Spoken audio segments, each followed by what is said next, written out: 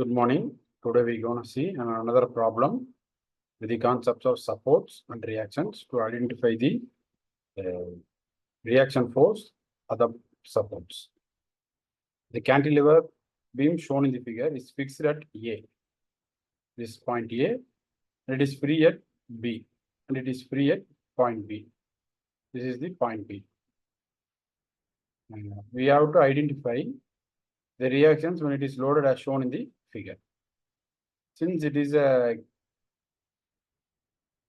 fixed support, two reaction forces, the horizontal reaction force, vertical reaction force will act at this point, and a rotational force, that is moment, will act.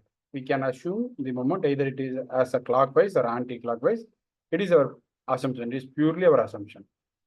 In the image, it is given as a uniformly distributed load for 2 meter distance, and a point load act at a point of second 2 meter, and from start to end at the distance of 3 meter, a 12 kilonewton is acting downwards.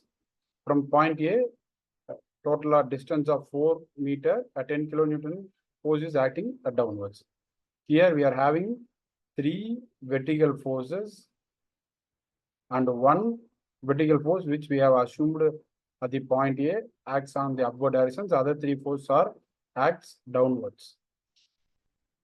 They are asking us to identify the reaction forces at a point E. We have to draw the free body diagram first. While we drawing the free body diagram, we have to convert this UDL into point load. This UDL into point load 2 into 16. So 32 meter. This 32 meter will act downwards at a point of 1 meter from the start. Here, 1 meter from the start. It will be at the midpoint.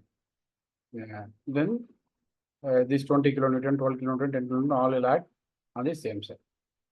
And we have to draw HA, similarly VA, and rotational force. Since the system is in equilibrium condition, we have to assume 3 conditions: sigma FH is equal to 0, sigma FE is equal to 0, and the moment is equal to 0. When we assume sigma H is equal to 0, the only one horizontal force acts over here. The HAL also becomes 0. HA is equal to 0.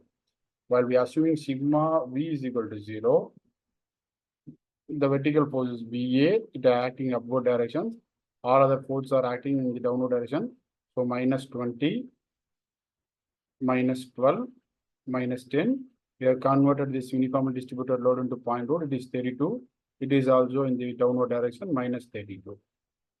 So the VLB of 74 kilonewton.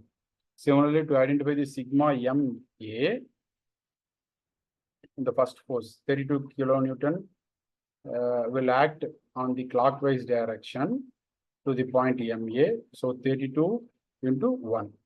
Since it is in the clockwise direction, we have to assume it as 0. So minus 16, 32 into 1. Likewise, we have to assume the other force, 20 into 2. It is also in the clockwise direction, so minus 20 into 2. So now it's minus, the 12 is also in the clockwise direction. So the total distance is of 3 meter. So 12 into 3, minus 12 into 3, minus 10 into 4. So we'll get the MA value as 148 kilonewton per meter when we solve this. Thank you.